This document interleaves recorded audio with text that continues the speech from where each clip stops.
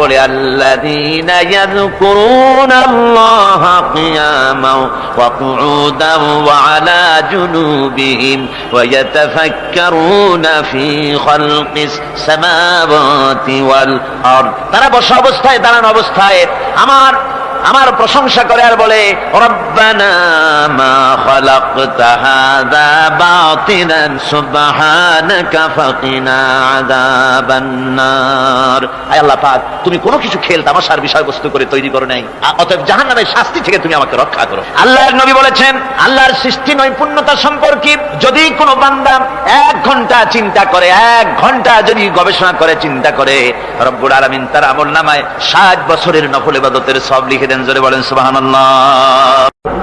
মানুষের সৃষ্টি আর পাথরও সৃষ্টি, পাথরও একটা মাখলুক, মানুষও মাখলুক। পাথরের সাথে মানুষের পার্থক্য কোথায়? পাথর আল্লাহর দরবারে হাত তুলতে পারে না, আল্লাহকে ডাকতে পারে না, মোনাজাত করতে পারে না। মানুষ ডাকতে পারে, হাত তুলতে পারে, তার হাত দেওয়া আছে।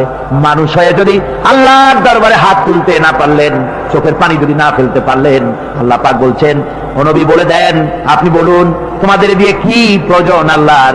লাউলা দুআউকুম, তোমরা যদি সেই আল্লাহকে যদি না ডাকো, যদি তার কাছে হাত না তোলো, তাহলে তোমাদের দিয়ে আল্লাহর দরকারটা কি? তোমাদেরকে রব্বুল আলামিন তৃণখণ্ডের মতো উড়িয়ে দিবেন, কোন মর্যাদা থাকবে না আল্লাহর কাছে। সুতরাং মর্যাদা পেতে হলে আল্লাহকে ডাকতে হবে, আল্লাহর কাছে চাইতে হবে। এভাবে করে আল্লাহ পাক তার বান্দাদেরকে নির্দেশ করছে। নবী করিম সাল্লাল্লাহু আলাইহি ওয়াসাল্লাম বলছেন, বনি ইসরাইলের 3 জন লোক একবার রওনা হয়েছিল কোথাও যাওয়ার পথে। তারা এক পাহাড়ি এলাকা দিয়ে যাচ্ছে, ঝড় শুরু হলো। ঝড়ের থেকে বাঁচার জন্য, আত্মরক্ষা করার জন্য তারা একটি গুহার মধ্যে আশ্রয় নিল। হঠাৎ করে বিশাল এক প্রস্তর খণ্ড উপার থেকে গড়াতে গড়াতে এসে গুহার মুখকে বন্ধ করে দিল। এখন 3 জন লোকের একজনও এখান থেকে বেরোবার আর কোনো পথ নাই। 3 জন লোক মরে যাবে, জীবন সম্পর্কে হতাশ হয়ে তারা কাঁদাকাটি শুরু করলো। মুরব্বী যিনি ছিলেন তিনি বললেন, কান্দা তো কোনো লাভ নাই, মরবো তো বটেই, কিন্তু আসো নেক আমল করে যদি কিছু থাকি, আল্লাহকে ভয় করে কোন আমল যদি করে থাকি, চলো সেই আমলটা দিয়ে আল্লাহ পাকের কাছে ওসিলা দিয়ে মাপ চাই। ওই যে সেদিন বলছিলাম, অবতাকু ইলাইহিল ওসিলা মানে পীর ধরা না, অবতাকু ইলাইহিল ওসিলা আয় আমলে সালেহ, নেক কাজের ওসিলা দাও। শুরু হয়ে গেল। একজন বলল, রব্বুল আলামিন তুমি জানো আমার একটা কৃতদাস ছিল, আমাকে না বলে সে পালিয়ে গেল, আর ফেরে না, বছরের পর বছর চলে যায়। আমি তার পাওনা বেতন দিয়ে বকরি কিনেছিলাম, বকরিগুলির বাচ্চা হইল, মাঠ ভরে গেল।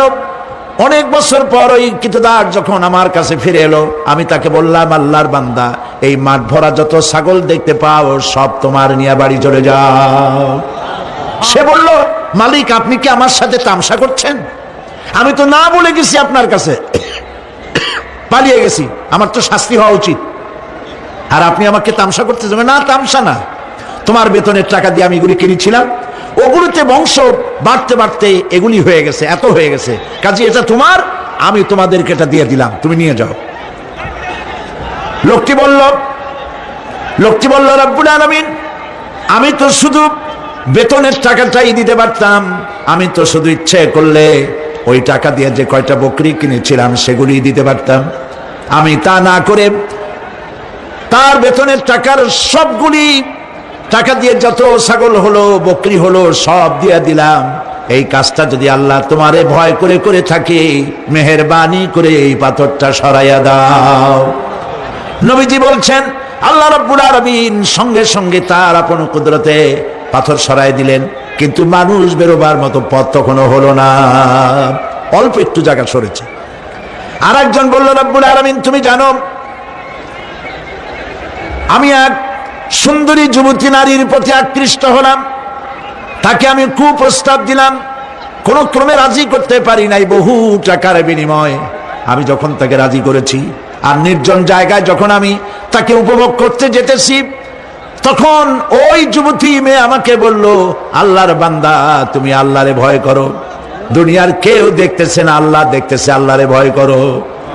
আর রব্বুল আলামিন আমার দীর্ঘদিনের এই আশা, এত টাকা দিলাম, এর বিনিময়ে আমি যখন আমার কুপ্রবৃত্তিকে চরিতার্থ করতে যাব, এমন সময় যখন ওই মহিলা যখন বলল আল্লাহরে ভয় করো, তোমার ভয় আমার মনের মধ্যে এতটা গালিব হয়ে গেল, আমি এটাকে ছেড়ে দিয়ে তওবা করে দূরে পালাইয়া গেলাম। আয় আল্লাহ তাআলা, এই কাজটি যদি তোমাকে ভয় করে করে থাকি, তাহলে তুমি মেহেরবানি করে পাথরটারে সরাইয়া দাও।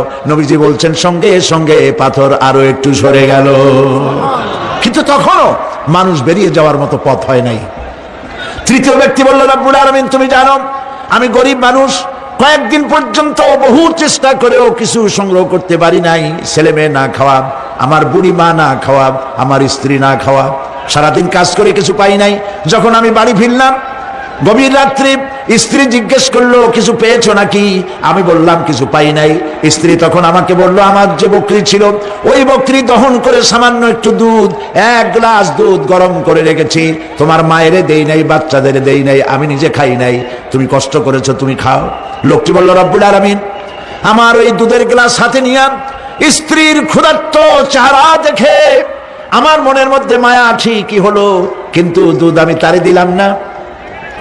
আমার কলিজার টুকরা সন্তানগুলির দিকে ক্ষুধাকৃষ্ট চক্ষু কুটরাগত ক্ষুধার জ্বালায় অস্থির বাচ্চাগুলি, তাদের দিকে তাকালাম, বেদনায় কলিজা ভরে উঠলো, দুধ আমি তাদেরও দিলাম না।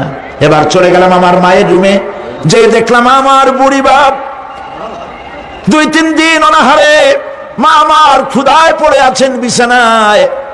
আমি আমার সন্তানের দিকে তাকালাম, আমার স্ত্রীর দিকে তাকালাম, নিজেরও পেট, আমার পেটেও দারুণ ক্ষুধা, কাউকে দুধ দিলাম না। আমার মায়েরে ঘুমের থেকে জাগাইয়া পাশে বসাইয়া সবটুকুন দুধ আমার মায়েরে খাওয়াইয়া দিয়েছিলাম।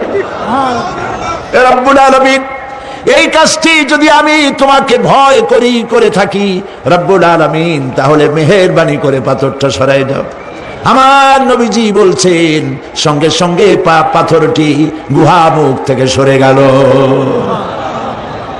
আল্লাহ পাককে ভয় করা, ভয় করে চলার একটি দৃষ্টান্ত, এভাবে অনেক দৃষ্টান্ত হাদিস শরীফের মধ্যে এবং কোরআনের মধ্যে রয়েছে।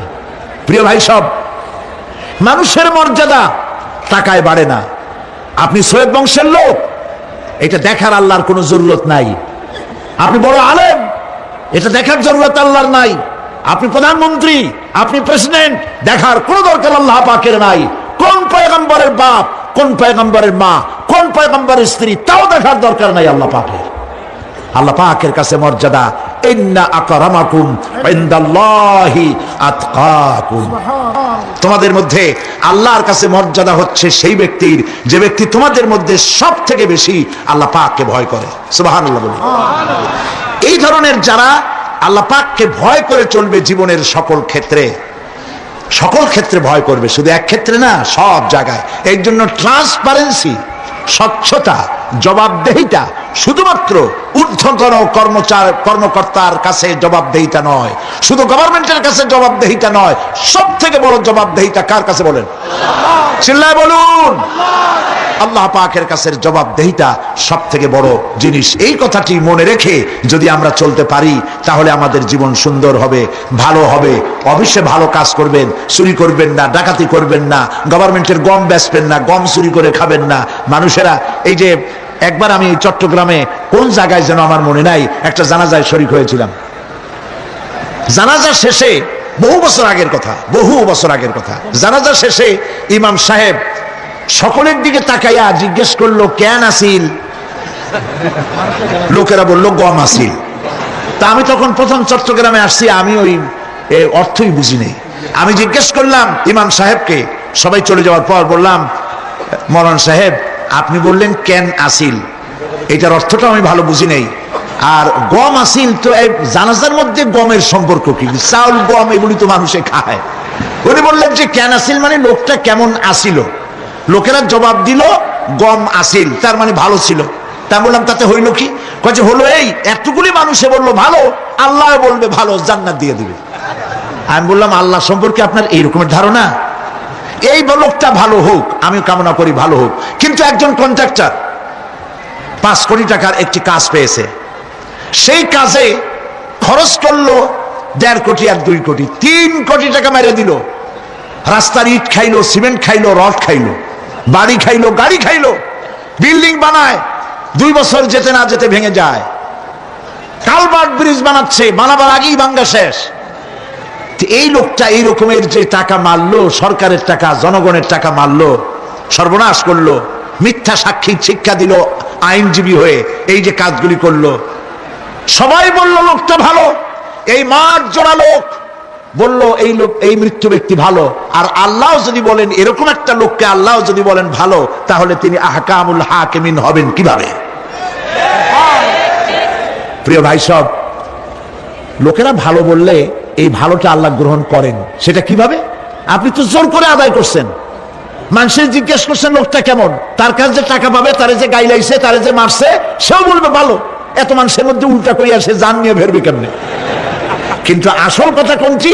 আসল কথা হলো, একটি লোক মারা গেছে, কেউ জিজ্ঞাসা করে নাই, কানে আসা মাত্রই একজনের মুখ থেকে বেরিয়ে গেল, আহারে লোকটা বড্ড ভালো ছিল। এইটা আল্লাহ গ্রহণ করবেন, সুবহানাল্লাহ, এটাই আল্লাহ গ্রহণ করবেন। সেই জন্য এই কাজগুলি হতে হবে তাকওয়ার ভিত্তিতে, আল্লাহকে ভয় করতে হবে, ফিসসিররি ওয়াল আলানিয়া, এটি প্রকাশ্যে এবং গোপনে, সর্বাবস্থায় কলিজার মধ্যে ভয় থাকবে কার? চিল্লায় বলতে হবে কার? আল্লাহ ছাড়া কাউকে ভয় করি না, মনে থাকবে। আল্লাহ ছাড়া কাউকে ভয় করব না, আল্লাহ ছাড়া এত কাউকে ভালোবাসবো না। সব থেকে ভালোবাসবো কারে? আল্লাহকে। ভয় করবো কারে? আল্লাহ পাককে। আল ঈমানু বাইনাল খাউফি ওয়ার রাদা, ঈমান হচ্ছে দুটি জিনিসের মধ্যে, ঈমান এবং আশা। ঈমান এবং আশা, ভয় এবং আশা, ভয় এবং আশা, এই দুইটার মধ্যে হলো ঈমান।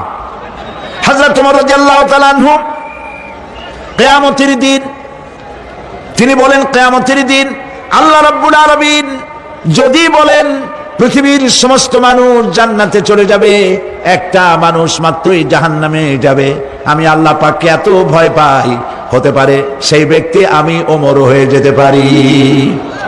আর যদি কিয়ামতের দিন আল্লাহ রাব্বুল আলামিন বলেন একটি মাত্র মানুষ জান্নাতে যাবে আর সব জাহান্নামে যাবে, আমি আমার আল্লাহকে এত আশা করি, এতই তার উপরে আশা রাখি যে সেই ব্যক্তি আমি ওমর হয়ে যেতে পারি। ভয় এবং আশা, এই দুটির ভিতরেই হয়েছে ঈমান। এই ধরনের পৃথিবীতে আল্লাহকে ভয় করে যারা চলবে, যা পাইলো ওর উপরে নিজেকে সীমাবদ্ধ রাখলো, বাড়াইলো না। প্রিয় ভাই সব, রমজান মাস আসছিল, আবার চলেও গেল, ঠিক কিনা? কি জন্য আসছিল? আমরা যেন ইফতারিতে জম্মের খাওয়া খাইতে পারি, এই জন্যে। রমজান মুবারকে সারাদিন রোজা রেখে ইফতারিতে মানুষ যা খাইলো, সুবহানাল্লাহ। পেঁয়াজি, সুবহানাল্লাহ, পিছন থেকেও বলতেছে, পেঁয়াজি, বেগুনি, ছোলা, মুড়ি, তরমুজ, আম, কাঁঠাল, এত খাওয়া খাইলো। কয় যে হুজুর এত ক্ষুধা লাগে ইফতারের সময়, মনে হয় খাওয়া যদি যাইতো তাহলে জগ আর গেলাসও খাইতাম। তাহলে সারাদিন যা না খাইছিল ওইটা ওইখানে আদায় করে নিল। আচ্ছা, রোজা কি আসছিল আপনার এই ইফতারির মজা খাওয়াবার জন্য? কি জন্য আসছিল বলেন তো একটু? তাকওয়া। বলেন কি জন্যে? তাকওয়া সৃষ্টি করার জন্য। সারা জীবন রোজা রাখলাম, মুত্তাকি হইতে পারলাম না, ঠিক কিনা? রোজার দিনে মানুষ মিথ্যা কথা বলে না, ঠিক কিনা? সব সময় মিথ্যা বলে। এই লোককেও যদি দিনের বেলায় কোনো লোক আসে এমন, যার সাথে মিথ্যা বলাই লাগে, বলে যে ভাই এখন আমি খুব বিজি, মাগরিবের পরে আসো, তাহলে বোঝা গেল লোকটা ভয় করছে, একটু একটু হইলেও ভয় করছে। রোজা আসলো ভয় সৃষ্টি করার জন্য, ভয় করতে পারলাম না, ওজনে কম দিলাম, খাদ্যে ভেজাল দিলাম, মিথ্যা কথা বললাম সমানে। প্রিয় ভাই সব, আল্লাহরে ভয় করুন। যারা ব্যবসায়ী ওজনে কম দিয়া প্রতিদিন 5 গ্রাম, আগে তো 6 টাকা বলতাম আমরা, এখন কি বলে? গ্রাম, 20 গ্রাম, 14 গ্রাম। এই যে গ্রাম, 500 গ্রাম, নানান রকমের গ্রাম, এই কয় গ্রাম করিয়া জীবনে কয় মন বাঁচাবেন? কয় মন বাঁচাবেন? আরেক দ্বারা আপনার হবে কি? মাপে কম দিলেন, ওজনে কম দিলেন, খাদ্যে ভেজাল দিলেন, চাউলে ভেজাল, ঘিতে ভেজাল, তেলে ভেজাল, সমানে দিতে থাকলেন। আহারে, যাওয়ার সময়, মৃত্যুর সময় সাথে কিছু নিয়ে যেতে পারবেন? পারবেন না। এখানে আল্লাহ পাককে ভয় করুন। ব্যবসায় বরকত দেওয়ার মালিক কে? জোরে বলেন কে? আল্লাহ রাব্বুল আলামিন বরকত দেওয়ার মালিক। এটা বিশ্বাস করে আল্লাহকে ভয় করুন। ব্যবসায়ী ভাইরা নিয়ত করুন, ওজনে কম দেব না, খাদ্যে ভেজাল দেব না, মিথ্যে কথা বলবো না। এই তাফসীর শোনার দাম হবে। যারা চাকরি করেন তারা ওয়াদা করুন, সরকার যে বেতন দেয় সেই বেতন দিয়ে যেমন করে হোক কষ্ট করে জীবন যাপন করতে হলেও করব, হারাম ঘুষ খাবো না। ঘুষ খাওয়া হারাম, শূকরের মাংস খাওয়া যেমন হারাম, ঘুষের একটি পয়সাও থেকে শুরু করে কোটি কোটি টাকা পর্যন্ত তেমন হারাম। এগুলো যদি বাঁচতে পারেন তাহলেই এর নাম হবে তাকওয়া। এটাকে আপনাকে বুঝতে হবে এইভাবে। পুলিশ দেখে না, এন্টি করাপশন ডিপার্টমেন্ট দেখে না, গোয়েন্দা বিভাগের কেউ দেখে না, কিন্তু আল্লাহর চোখকে ফাঁকি দেওয়া যাবে না। এটার নাম হলো তাকওয়া। এই আল্লাহকে ভয় যদি করতে পারি তাহলে পরিচয় হবে মুত্তাকি। আর কোরআন আসছে মুত্তাকিদের জন্য। ইবাদত করলে পরে তাকওয়ার সৃষ্টি হবে, রোজা রাখলে পরে তাকওয়ার সৃষ্টি হবে। আল্লাহকে ভয় করাটার নামই হলো তাকওয়া।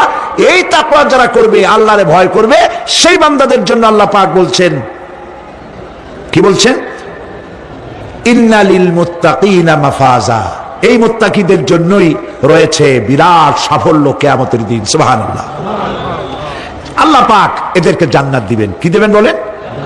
কোরআনে কারীমের মধ্যে আল্লাহ পাক এই পৃথিবীর বুকে যারা আরামের টাটকা সুখগুলি, আরামগুলি যারা বর্জন করে আল্লাহ রাব্বুল আলামিনকে বিশ্বাস করে যারা জীবন পরিচালনা করেছে, আল্লাহ পাক তাদের জন্য জান্নাত রেখেছেন এবং তাদের জন্য বলছেন, সাবিকু ইলা মাগফিরাতিন মির রাব্বিকুম ওয়া জান্নাতিন আরদুহা কাআরদিস সামাই ওয়াল আরদ উইদ্দাত লিল্লাযীনা আমানু বিল্লাহি ওয়া রাসূলিহি।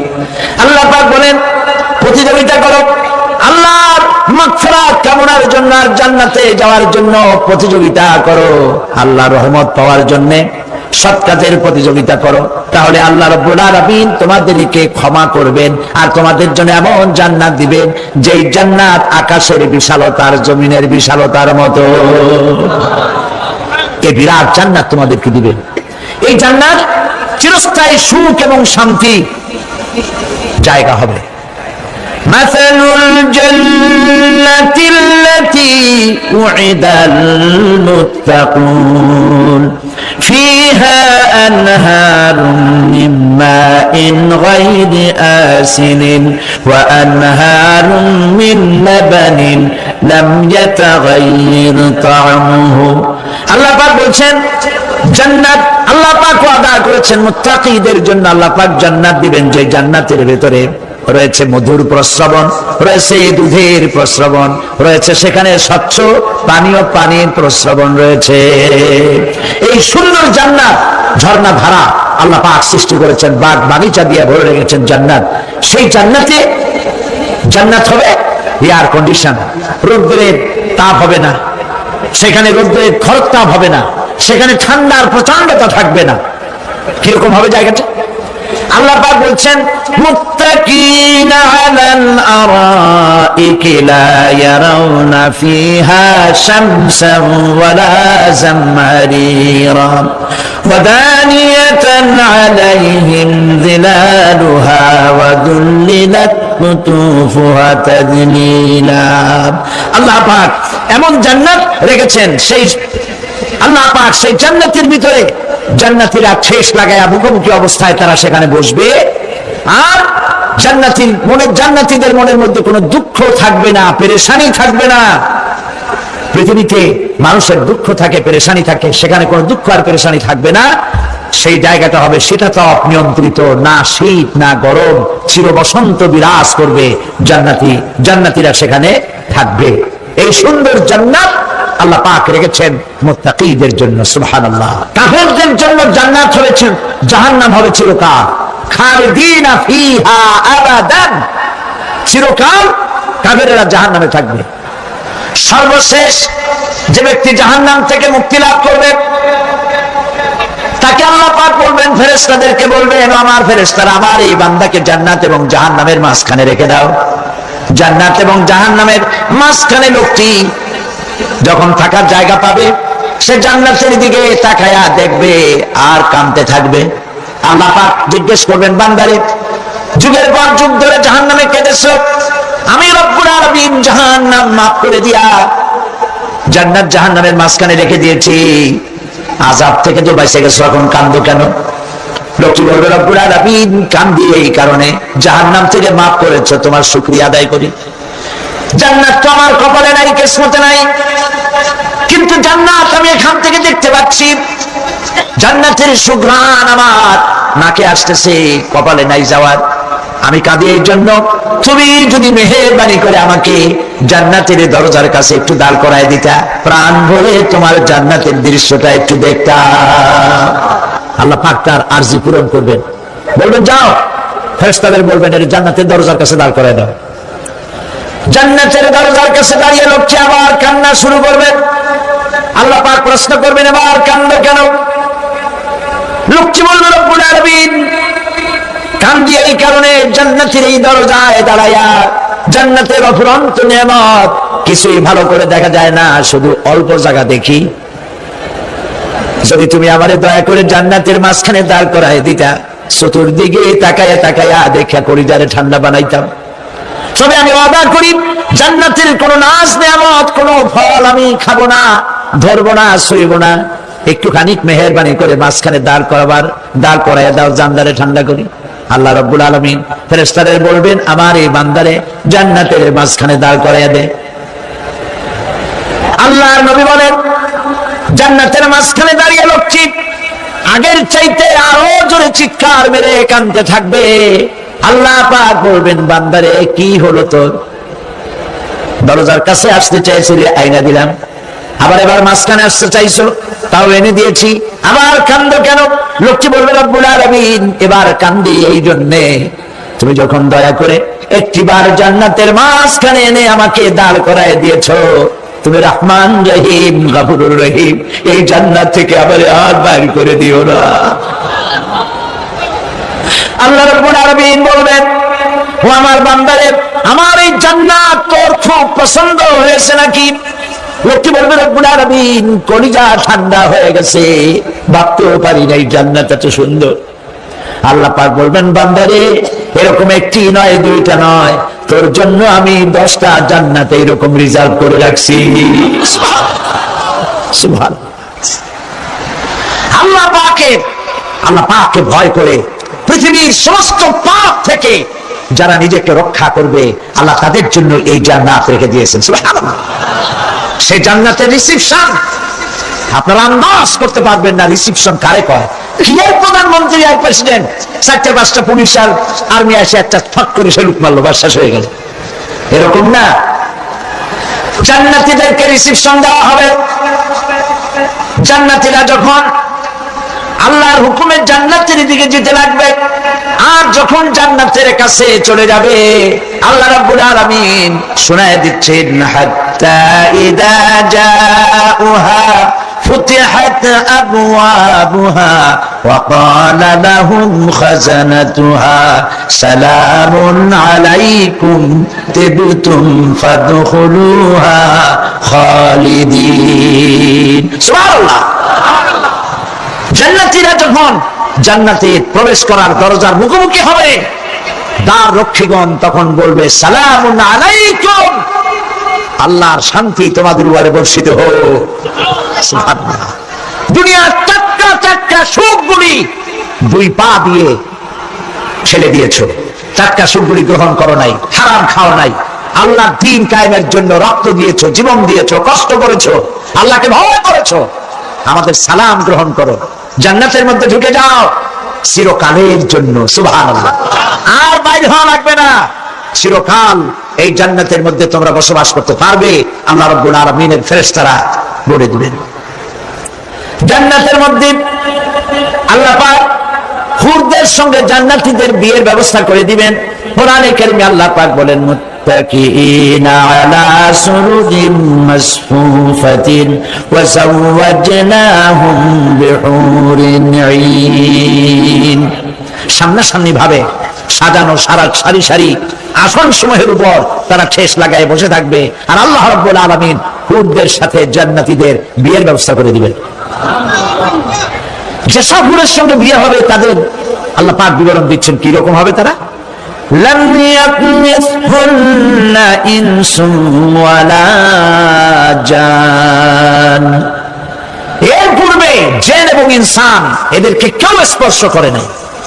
কিরকম তারা? কাআন্নাহুন্নাল ইয়াকুতু ওয়াল মারজান, যেমন ঝিনুকের ভিতরে মণিমুক্তা থাকে এইভাবে আল্লাহ পাক তাদেরকে পবিত্র করে রেখে দিয়েছেন।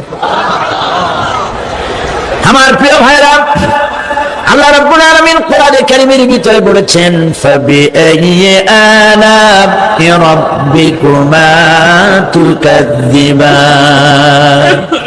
জান্নাত দান করে আল্লাহ পাক এবার জান্নাতীদেরকে সম্বোধন করে বলবেন, ইয়া ইবাদি লা খাউফুন আলাইকুমুল ইয়াওমা ওয়ালা আনতুম তাহজানুন।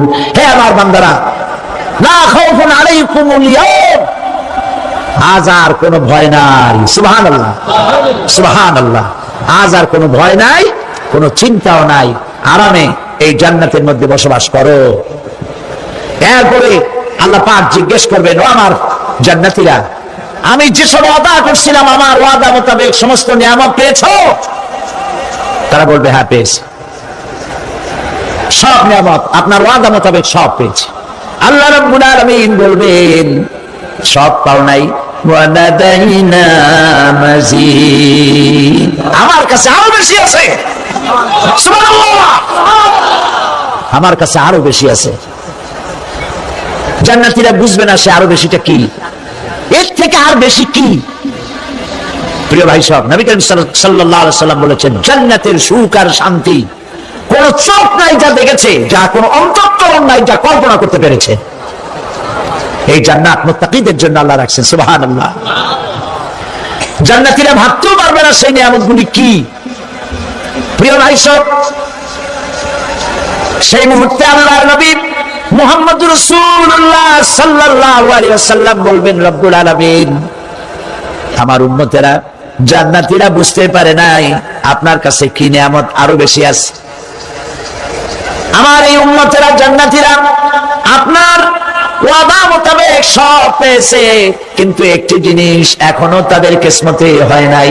সেই জিনিসটা হলো যারা তার রবকে না দেখে শুধু কোরআন আর হাদিসের কথা শুনে আরবের ঘুম হারাম করে তাহাজ্জুদের নামাজ আদায় করেছিল, চোখের পানি বেরিয়েছিল। যারা জান্নাত দেখে নাই, জাহান্নাম দেখে নাই, আপনাকে ভয় করে যারা জীবন পরিচালনা করেছিল, যারা আপনাকে দেখে নাই, না দেখে শুধু কোরআন হাদিস বিশ্বাস করে যারা অকাতরে নিজেদের জীবন বিলায় দিয়েছিল, এই জান্নাতীরা এখন পর্যন্ত তার রবকে দেখতে পারে নাই। আল্লাহ রাব্বুল আলামিন তার সামনে থেকে ৭০,০০০ পর্দা সরে যাবে। আল্লাহ পাক বান্দাদের আরজি পুরা করার জন্য জান্নাতীদের সামনে তিনি জালোয়া ফরজ হবে। কোরআন শরীফের ভিতরে আল্লাহ পাক বলেন জান্নাতীরা তারা আল্লাহর দিকে, জান্নাতীরা তার রবের দিকে তাকিয়ে থাকবে, আর রব তার বান্দাদের দিকে তাকায়া থাকবে। প্রাণ ভরে জান্নাতীরা রবকে দেখবে, সুবহানাল্লাহ, আল্লাহ পাককে দেখবে। প্রাণ খুলে আজ দোয়া করি রব্বুল আলামিন জান্নাতের যেই পরিবেশে যেই জায়গায় তুমি দয়া করে তোমার গোলামদেরকে তুমি নিজেই দর্শন দিবে, দেখা দিবে। মনিব গো, ও আমাদের রব, আজ এই বিশাল জনসমুদ্র নিয়ে তোমার দরবারে আবেগ ভরা কণ্ঠে বলি, যে অনুষ্ঠানটি তুমি এমন মুবারক অনুষ্ঠান করবে যেখানে তুমি জান্নাতীদেরকে দেখা দিবে, ওই জান্নাতের কোন একটি, ওই অনুষ্ঠানের কোন একটি কোনায় কানায় আমাদেরকেও দাঁড় করাইয়া দেখান তুমি। প্রিয় ভাই সব, আল্লাহ রাব্বুল আলামিন মানুষের সামনে এত সব নিয়ামত রেখেছেন, এই জান্নাত দান করবেন। এরপরে আল্লাহ রাব্বুল আলামিন কোরআনে কারীমের মধ্যে বলেছেন রব্বিস সামাওয়াতি ওয়াল আরদি ওয়া মা বাইনাহুমার রাহমানি লা ইয়ামলিকুনা মিনহু খিতাবা। এসব পুরস্কার রয়েছে তোমাদের সেই রবের পক্ষ থেকে যিনি আকাশ আর জমিনের মালিক। সুবহানাল্লাহ বলবেন না? যার সামনে কথা বলার ক্ষমতা কারো হবে না, এটি একটি মারাত্মক কথা। কিয়ামতের দিন আল্লাহর দরবারে কেউ কথা বলতে পারবে না আল্লাহর নির্দেশ ছাড়া। একটি আকীদা পরিষ্কার করে নিয়ে যান আপনাদের, সে আকীদাটা এভাবে পরিষ্কার করুন, কোন পীর সাহেব, কোন খাজা বাবা, কোন মাওলানা, কোন মুহাদ্দিস, কোন বুজুর্গ আপনাকে সুপারিশ করতে পারবে না যদি না আল্লাহ পাক তাকে কথা বলার তৌফিক না দেন। মনে থাকবে এটা। আয়াতুল কুরসির ভিতরে আমরা পড়ি, মান যাল্লাযী ইয়াশফাউ ইনদাহু ইল্লা বিইযনিহি। আল্লাহ পাক বলেছেন কিয়ামতের দিন আল্লাহর দরবারে কার সাহস আছে কথা বলতে পারে? মান যাল্লাযী ইয়াশফাউ ইনদাহু ইল্লা বিইযনিহি। আল্লাহর ওয়াদা ছাড়া, হুকুম ছাড়া আল্লাহর সামনে কথা বলার সেদিন কেউ থাকবে না। সুবহানাল্লাহ। কেউ কথা বলতে পারবে না। সুপারিশ করতে হবে আল্লাহ যারে বলেন তুমি করো, অমুকের জন্য করো, সেই ব্যক্তি শুধু তার জন্যই করতে পারবে, আর কেউ কথা বলতে পারবে না। সেই কঠিন হাসরের ময়দান, যেদিন শুধুমাত্র আল্লাহ পাক কথা বলবেন, আর যারে বলতে বলবেন সেই কেবলমাত্র বলতে পারবে। সুপারিশ এটি আল্লাহ পাক কিয়ামতে পারমিশন দিলে বলা যাবে। হযরত ইব্রাহিম আলাইহিস সালাম, হযরত ইব্রাহিম আলাইহিস সালাম কিয়ামতের দিন তার নিজের পিতা সম্পর্কে সুপারিশ করবেন, রব্বুল আলামিন আমার আব্বার জন্য সুপারিশ করতেছি, মেহেরবানি করে জাহান্নাম থেকে তারে আপনি রক্ষা করুন। আল্লাহ রব্বুল আলামিন বলবেন, ইব্রাহিম তোমার সুপারিশ মঞ্জুর হবে না। প্রিয় ভাই সব একটু মাথা খাটান, চিন্তা করেন। জাতির পিতা কে? জাতির পিতা চিল্লায় বলুন, কলিজা সাফ করে ফেলুন। মুসলমানদের জাতির পিতা হাবিজ আমির কেউ হতে পারে না।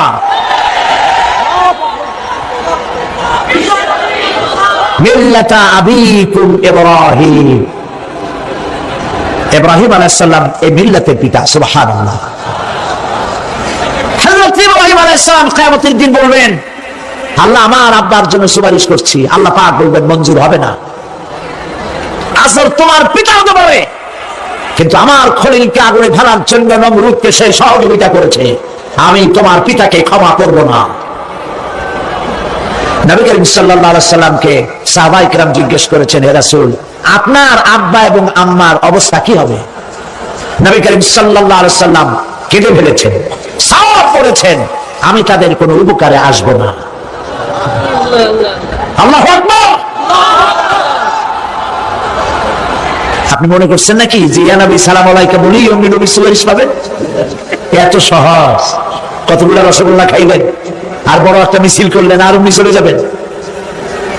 পৃথিবীর সব মানুষ, সাহাবায়ে কেরাম বাদ দেন, পৃথিবীর সমস্ত মানুষ একত্রিত হয়ে আবু তালেব রাসূলুল্লাহকে যে ভালোবেসেছেন, ওর 1000 ভাগের 1 ভাগও সারা দুনিয়ার মানুষ রাসূলুল্লাহকে ভালোবাসতে পারবে?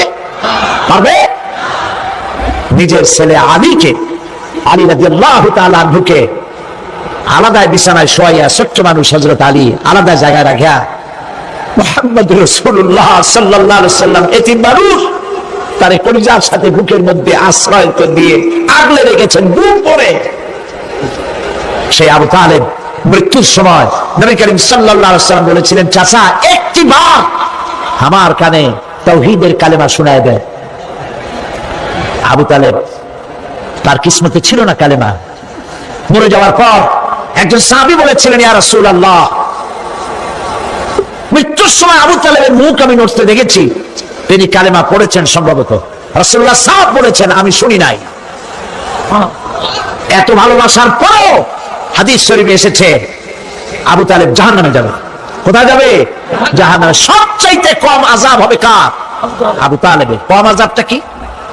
হাদিস শরীফে এসেছে কম আযাব হলো জাহান্নামের আগুন দিয়ে এক জোড়া জুতা তৈরি করে আবু তালেবের পায়ে পরিয়ে দেওয়া হবে। সেই জাহান্নামের আগুনের তৈরি করা জুতার তাপে আবু তালেবের মাথার ঘিলুগুলো টকবক করে বউ পড়তে লাগবে।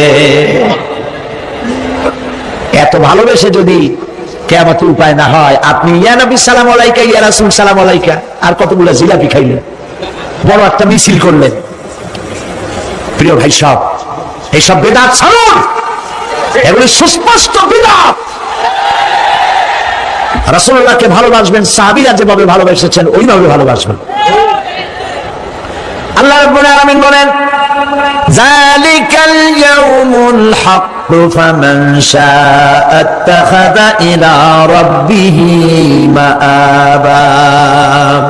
এই দিনটি অবশ্যই আসবে, সেদিনটি নিশ্চিতভাবে আসবে। আর এখন যার ইচ্ছা সে তার রবের দিকে অগ্রসর হোক। ইন্না আনজারনাকুম আযাবান করিবান ইয়াওমা ইয়ানজুরুল মার'উ মা কদ্দামাত ইয়াদাহু ওয়া ইয়াকুলুল কাফিরু ইয়া লাইতানি কুনতু তুরাবা। ইন্না আনজারনাকুম আযাবান করিবা, খুব নিকটবর্তী একটি আযাব সম্পর্কে আমি তোমাদেরকে সতর্ক করে দিলাম। কে বলতেছেন? আল্লাহ পাক। লক্ষ্য করুন আল্লাহ কি বলছেন, খুব নিকটবর্তী একটি কঠিন শাস্তি, আযাব অর্থাৎ কিয়ামত, এ সম্পর্কে আমি তোমাদেরকে সতর্ক করে দিলাম। ইয়াউমা ইয়ানজুরুল মার'উ মা কদ্দামাত ইয়াদাহু, সেদিন প্রত্যেকটি লোক যা সে পাঠিয়ে দিয়েছিল এখানে, অর্থাৎ যা করেছিল সেগুলি সে দেখতে পাবে। আর তখন ওয়ায়াকুলুল কাফিরু ইয়া লাইতানি কুনতু তুরাবা, সেই কিয়ামতের ময়দানে অবস্থা দেখে কাফেররা বলবে, আহারে মানুষ না হইয়া যদি মাটি হইয়া যেতাম, যদি মাটি হতাম, যদি মানুষ না হয়ে না জন্মাতাম, আজ এই হাসরের ময়দানে এইখানে এই বিচারের মুখোমুখি হতাম না, মাটি হইলে বরং অনেক ভালো হতো।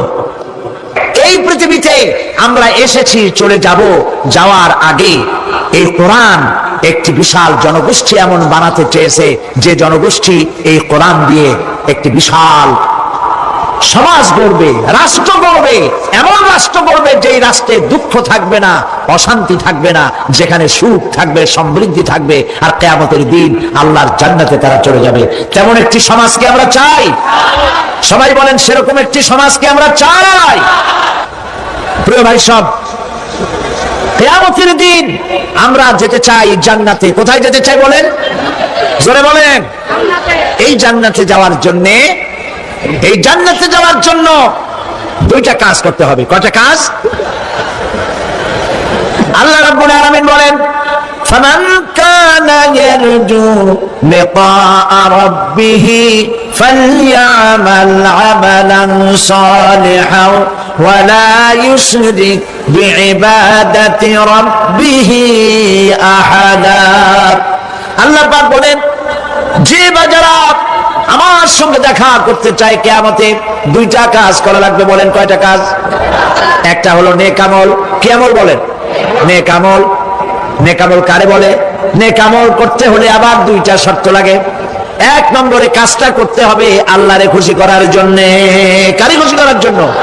একটা মাদ্রাসা বানাইছি যাতে লোকেরা বলে যে বড় একটা মাদ্রাসা বানাইছে, এই জন্য মাদ্রাসা বানাবেন, মসজিদ বানাবেন, হসপিটাল বানাবেন, যা কিছু করেন নিয়ত হবে আল্লাহকে খুশি করা। নিয়ত হবে কারে খুশি করা? আল্লাহ পাককে খুশি করা। এই হলো নেক আমলের প্রথম শর্ত। কাজ হবে আল্লাহকে খুশি করার জন্য। দুই নম্বরে কাজটি হতে হবে সুন্নতে নববী সাল্লাল্লাহু আলাইহি ওয়াসাল্লামের উপরে। মনে রাখবে, দাড়ি রাখবো কেন রাখবো? রাসূলের সুন্নাত। রাখবো কারে খুশি করার জন্য? আল্লাহকে খুশি করার জন্য। রাখবো কার মতো? রবীন্দ্রনাথের মতো, কার্ল মার্কসের মতো, কবির মতো নয়। রাখতে হবে কার মতো? নবীর মতো। বুঝে নেন, কাজটা হতে হবে আল্লাহকে খুশি করার জন্য। দুই নম্বরে কাজটা হতে হবে সুন্নতে নববী সাল্লাল্লাহু আলাইহি ওয়াসাল্লামের উপরে হতে হবে। তাহলে এই হলো এক নম্বর।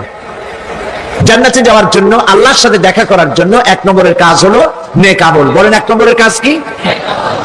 দুই নম্বরের কাজ ওয়ালা ইউশরিক বিইবাদাতি রাব্বিহি আহাদা।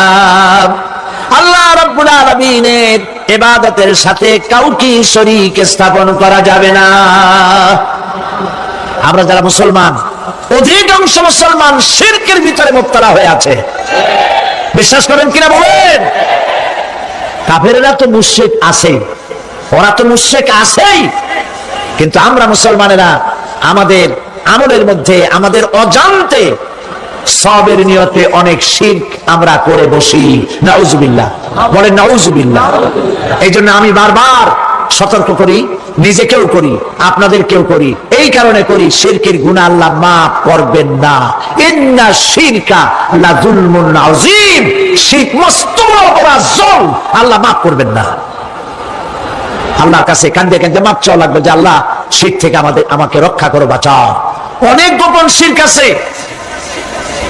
মাজারে যান, পীর সাহেবের কাছে যান, মনে যদি নিয়ত থাকে উনি ফু দিলে আমি ভালো হবই, উনি তাবিজ দিলে আমার বাচ্চা হবেই, উনি আমারে দয়া করলেই আমার ব্যবসায় উন্নতি হবেই, এইটার নাম শিরক। এটার নাম কি? ওয়াইজা সাআলতা ফাসআলিল্লাহ ওয়াইজা ইসতাআনতা ফাসতাইন বিল্লাহ।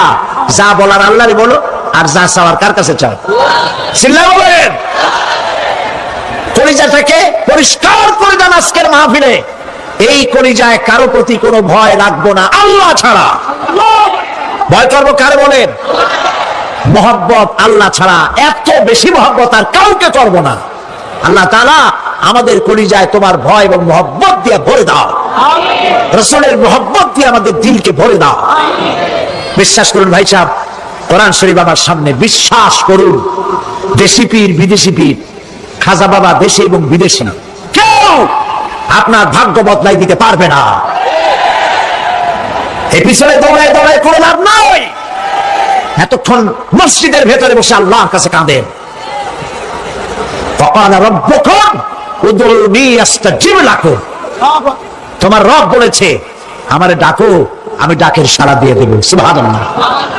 আর আল্লাহ বলেছেন আমার ইবাদতের সাথে কাউকে শরীক করবে না। খবরদার। আলাইসাল্লাহু বিকাফিন আবদা। আল্লাহ প্রশ্ন করছেন, আলাইসাল্লাহু বিকাফিন আবদা, আমি কি আমার বান্দার জন্য যথেষ্ট নই? চিল্লায় বলুন অবশ্যই যথেষ্ট। আবার বলেন অবশ্যই যথেষ্ট। কলিজা সাফ করে ফেলেন। সম্রাট শাহজাহান, দিল্লির সম্রাট, হাবিজাবি সম্রাট না, দিল্লির সম্রাট। এখন কোথায়? কবরের মধ্যে।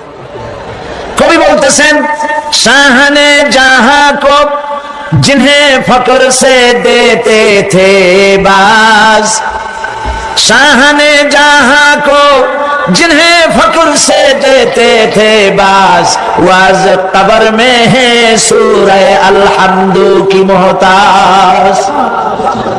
সারা ভারতবর্ষ যারা ট্যাক্স দিয়ে নিজেকে সৌভাগ্যবান বলে মনে করত, সে আজ কবরের মধ্যে ভিক্ষুকের মতো সূরা আল-হামদুর মতো একটি সূরার মুহতাজ হয়ে ভিক্ষুকের মতো শুয়ে আছে। সম্রাট শাহজাহান মসজিদে বসে আছে, এক ফকির ঘুরতেছে। লোকেরা কয় ছোটবেলা থেকেই তোমার খয়রাত করতে দেখলাম, ভিক্ষা কি জীবনেও যাবে না তোমার? লোকটি বলছে, আমি ভিক্ষা করবো স্যার, আমার উপায়টা কি?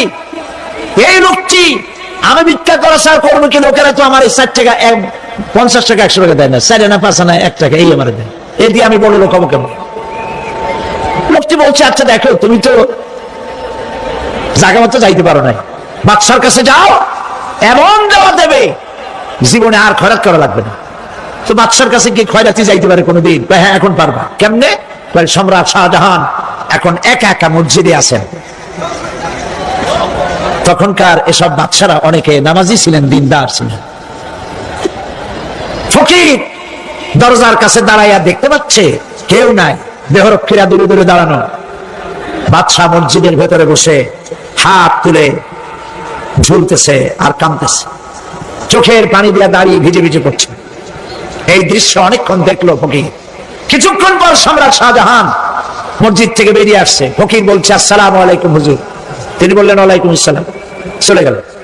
বাদশা বলল, আমার কাছে তো কেউ আইসা কিছু না চাইয়া তো যায় না, এর দেখলাম খয়রাতির মতো কিছু চাইলো না, বেটা ভয় করলো নাকি? হ্যাঁ এদিকে আসো। আসছে। ভয় পাইছো? কয় না ভয় পাইনি। তো কিছু যে চাইলে না? ফকির বলছে, জাহাপানা সত্যি কিছু চাইতে আসছিলাম। তারপর চাইলে না কেন? ফকির বলছে, জাহাপানা সারা জীবন ভিক্ষা করেছি, আর আজ দিল্লির সম্রাটের কাছে বেশি পাওয়ার লোভে এসেছি না, কিন্তু আপনার দশা দেখা আমার জ্ঞানের চোখ খুলে গেছে। আমি লক্ষ্য করে দেখলাম, আমি সম্রাটের কাছে চাইতে এসেছি, হাত তুলি নাই, বিনয় প্রকাশ করি নাই, চোখের পানি ফেলি নাই, কিন্তু লক্ষ্য করে দেখলাম দিল্লির সম্রাট আমার চাইতেও বড় ভিক্ষুকের মতো। আবার কোন সম্রাটের কাছে হাত তুলে কান্দে? আমার জ্ঞানের চোখ খুলে গিয়েছে, আমি বুঝতে পেরেছি সম্রাট কান্দে যেই সম্রাটের কাছে, তারে ছাড়া আর কারো কাছে জীবনে চাইব না। এই কথাই সূরা ফাতিহায় প্রত্যেকদিন পড়ি, বুঝি না কি পড়ি, ইয়াকা না'বুদু ওয়া ইয়াকা নাস্তাঈন। আয় আল্লাহ, একমাত্র তোমার গোলামি করি আর তোমার কাছে সাহায্য চাই, তুমি ছাড়া কারো কাছে সাহায্য চাই না। কলিজা সাফ করুন, কোন মরা পীর, কোন জিন্দা পীর আপনার মনের আশা পুরা করতে পারবে না, পারবে না, পারবে না। আর আজ থেকে কোন মাজারে টাকা দিবেন না, পয়সা দিবেন না, আগরবাতি দিবেন না, মোমবাতি দিবেন না, গোলাপ পানি দিবেন না। কারা কারা দিবেন না হাত উঁচু করে দেখা। আল্লাহর যা ফরজ, যা হুকুম, তা মানবো। আল্লাহ যা নিষেধ করেছেন তার থেকে ফিরে থাকবো, এটাই হলো কাজ। এরপরে রব্বুল আলামিন বলেন, ওয়াল্লাযীনা ইয়াকুলুনা রাব্বানা হাব লানা মিন আজওয়াজিনা ওয়া যুররিয়্যাতিনা কুররাতা আয়ুন ওয়াজআলনা লিল মুত্তাকিনা ইমামা। রহমানের বান্দা অষ্টম নম্বর এবং শেষ নাম্বার হচ্ছে এটা বৈশিষ্ট্য এই যে তারা রহমানের যারা খাঁটি বান্দা, আল্লাহর যারা খাঁটি বান্দা, তারা রব্বুল আলামিনের কাছে মুনাজাত করে, আমার রব, আয় আমার আল্লাহ, হাবলানা মিন আজওয়াজিনা ওয়া যুররিয়াতিনা, আমাদের এবং আমাদের স্ত্রীদের আর আমাদের সন্তানদেরকে তুমি দয়া করে আমাদের চক্ষুর শীতলতা বানায় দাও। জোরে বলেন আমিন। ওয়াজআলনা লিল মুত্তাকিনা ইমামা, আর আমার এই সন্তানদেরকে তুমি মুত্তাকিদের ইমাম বানায় দাও। শুধু মুত্তাকি বানায়ো না, মুত্তাকিদের নেতা বানায় দাও। জোরে বলেন সুবহানাল্লাহ। এই কথা, এই সূরাটা, এইটা তখনকার কথা যখন এই মুমিনদের মক্কি সূরা, এটা যখন মক্কা শরীফে দেখা গেল যে মুসলমানেরা, যিনি ইসলাম কবুল করেছেন তার বাপ কাফের, যিনি ইসলাম কবুল করেছেন কারো বাপ কাফের, কারো মা কাফের, কারো সন্তান কাফের, কারো মেয়ে কাফের, কারো জামাই কাফের, সব প্রিয়জনেরা কুফরি হালতে আছে। আর এগুলি দেখে তাদের চক্ষুর মধ্যে কাঁটা বিঁধতেছিল, চক্ষু জর্জরিত হয়ে যাচ্ছিল। নিজের সন্তানের চেহারা যত ভালো হোক, সন্তান যতই শিক্ষা দীক্ষা থেকে যতই উন্নত আর ভালো হোক না কেন, সে যদি জাহান্নামের দিকে অগ্রসর হতে থাকে, কোন নেককার ইমানদার পিতার মনে তার সান্ত্বনার কারণ হতে পারে না। সে তখন আল্লাহর দরবারে, আল্লাহ পাক বলেন, ওই মুমিন বান্দারা আমার কাছে দোয়া করে যে রব্বুল আলামিন আমার সন্তানদেরকে, আমার স্ত্রীদেরকে আমার চক্ষের শীতলতা বানাও, তাদের আমল আখলাক কেমন বানাও, যাতে আমাদের চক্ষু ঠান্ডা হয়ে যায়। জোরে বলেন আমিন, জোরে বলেন আমিন।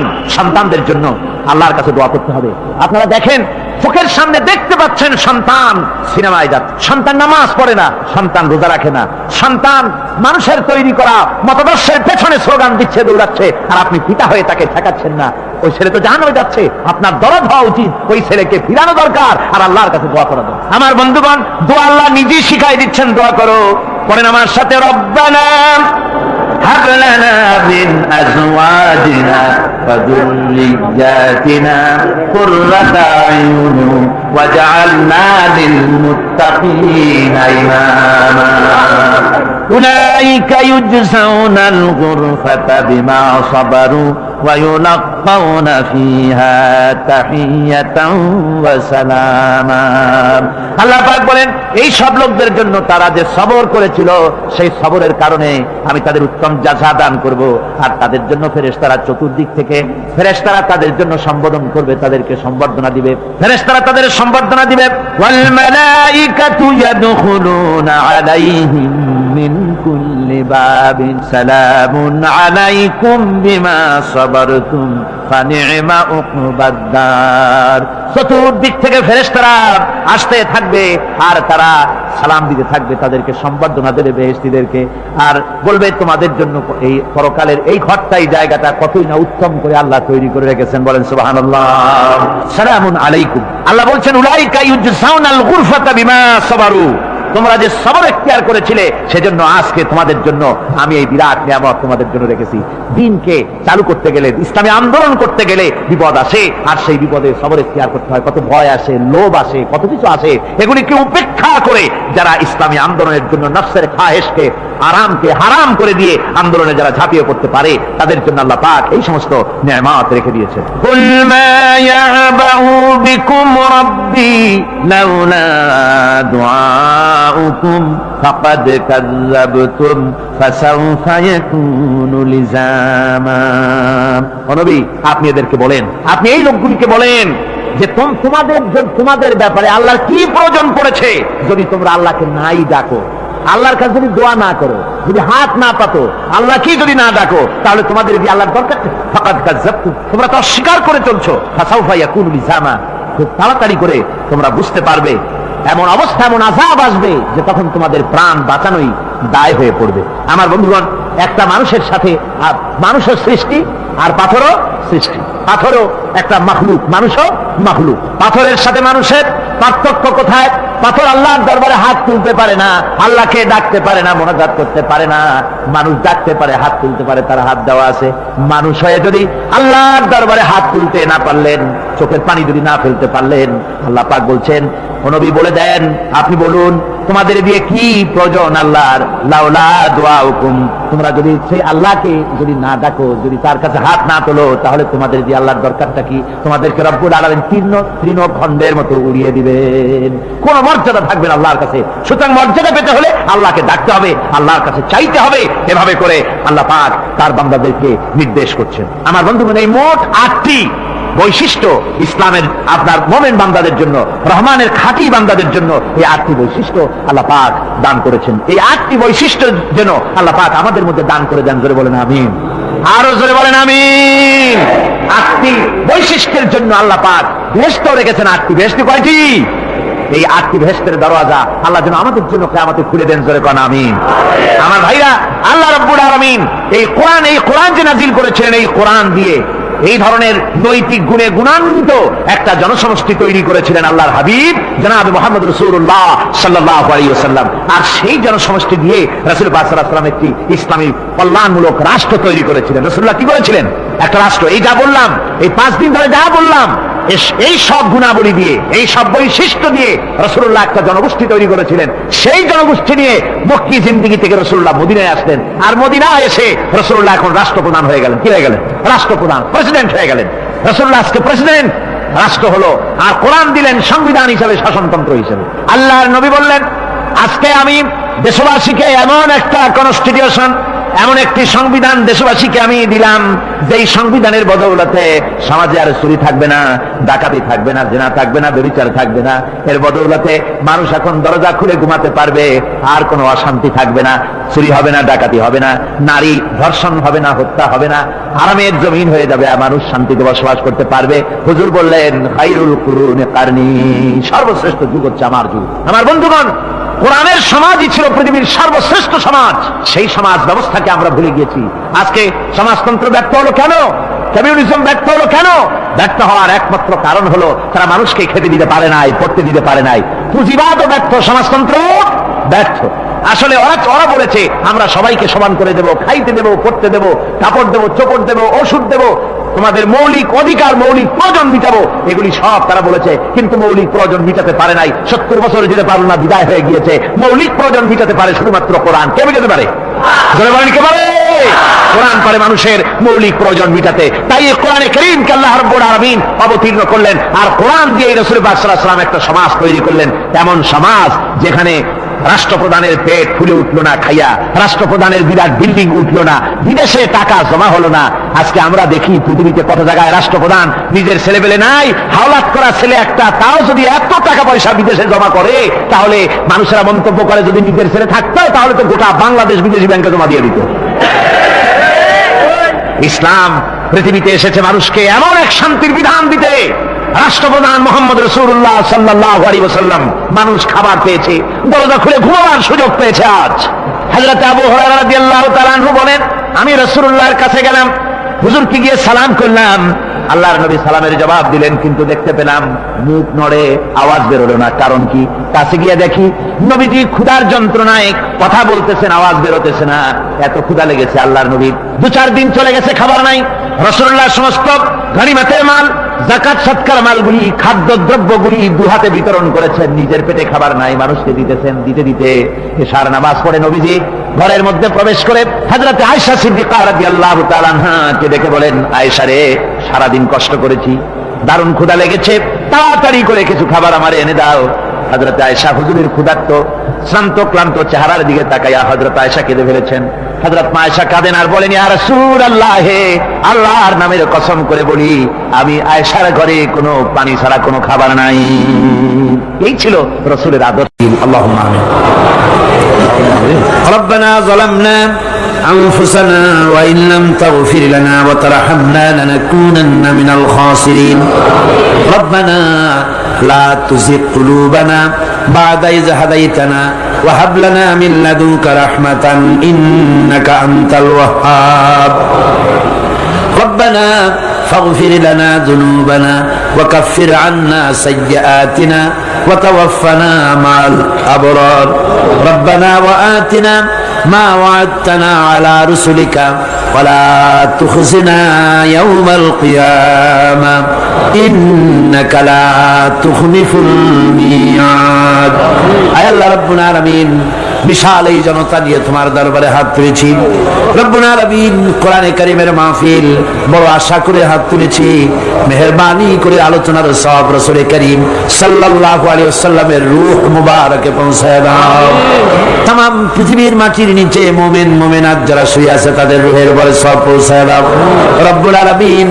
আমাদের মা বাপ যাদের দুনিয়া থেকে বিদায় হয়ে গেছে, কবরগুলিকে জান্নাতের টুকরা বানায়া দাও। রব্বির হামহুমা কামা রাব্বায়ানি সগীরা। সবাই পড়েন, রব্বির হামহুমা কামা রাব্বায়ানি সগীরা। আল্লাহ আমাদের মা বাপ যাদের বেঁচে আছে স্বাস্থ্য ভালো রাখো আল্লাহ, তাদেরকে হায়াতে তাইয়্যিবা দাও, সিহাতে কুল্লিয়া দাও, খাতিমা বিল খাইর করো রব্বুল আলামিন। কোরআনে কারীমের মাহফিলে বড় আশা করে আমরা হাত তুলেছি, আমাদের জিন্দেগির সকল গুনাহ খাতা মাফ করে দাও। আয় আল্লাহ তাআলা, জীবনে বহু গুনাহ করেছি, গুনাহ করে করে জীবনটাকে নষ্ট করে ফেলেছি। আয় আল্লাহ, তুমি দয়া করে মেহেরবানি করে আমাদের জিন্দেগির গুনাহ মাফ করে দাও রব্বুল আলামিন। না বুঝে সওয়াব মনে করে অনেক শিরক বিদআত আমরা করেছি, মনে করেছি ওতে সওয়াব হবে, আমরা বুঝি নাই। আল্লাহ আমাদের ভুল বুঝানো হয়েছে, নিজেরাও ভুল বুঝেছি। এভাবে সওয়াবের নিয়তে শিরক বিদআত আমাদের মধ্য থেকে যা হয়েছে, আল্লাহ দয়া করে তুমি আমাদেরকে ক্ষমা করে দাও। আয় আল্লাহ, আমাদেরকে দয়া করে শিরক এবং বিদআত মুক্ত জীবন যাপনের তৌফিক দিয়ে দাও রব্বুল আলামিন। এত বড় বিরাট তাফসীরুল কোরআন মাহফিল, লক্ষ লক্ষ টাকার প্রয়োজন, আল্লাহ টাকা পয়সার অভাব নাই রব্বুল আলামিন। তুমি গানি আর আমরা ফকির। আয় আল্লাহ, এই শহরেতে এমন লোক আছে একজনই মাহফিলের খরচ দিয়ে দিতে পারে। আল্লাহ, তোমার বান্দাদের দিল তুমি নরম বানাইয়া দাও। কোরআনের মাহফিল কোন বছর ঋণগ্রস্ত থাকে নাই, এবারও যেন থাকে না। আল্লাহ, বাজেট যা আছে তার চাইতে বেশি তুমি মেহেরবানি করে জোগাড় করে দাও রব্বুল আলামিন। আরেকটা দোয়া তোমার দরবারে করি, চেসনিয়া আর বজনিয়া শেষ হয়ে গেল আল্লাহ, ওদের সাথে আমাদের রক্তের সম্পর্ক নাই, ওদের সাথে আমাদের আত্মীয়তার সম্পর্ক নাই, ওদের সাথে আমাদের শুধু ইমানের সম্পর্ক। আল্লাহ, ওদেরকে মেরে মেরে কাফিররা শেষ করে দিল মাবুদ। বজনিয়ার চেসনিয়ায় আরেকবার তুমি তোমার রহমতের ফেরেশতা পাঠায় দিয়া সাহায্য করো আল্লাহ। কাশ্মীরের মুসলমানদের উপর আরেকবার সাহায্য করো রব্বুল আলামিন। এই মাহফিল আল্লাহ, যত মানুষ আসে আল্লাহ বড় আশা নিয়ে আসে কোরআনের মাহফিলে, অনেকের রোগ ব্যাধি আছে, তাদের ধারণা কোরআনের মাহফিলে দোয়া কবুল হয়। আল্লাহ তুমি দয়া করে এই ধারণা তুমি মঞ্জুর করে নাও। যার যত রোগ আছে, বালাই আছে, ব্যাধি আছে, আল্লাহ সকলকে মাফ করে দাও। সুবহান রাব্বিকা রাব্বিল ইজ্জাতি আম্মা ইয়াসিফুন ওয়া সালামুন আলাল মুরসালিন আলহামদুলিল্লাহি রাব্বিল আলামিন। ওয়াজআল আখিরা কালিমাতিনা ইনদাল মাউত লা ইলাহা ইল্লাল্লাহু মুহাম্মাদুর রাসূলুল্লাহ। আসসালামু আলাইকুম ওয়া রাহমাতুল্লাহ।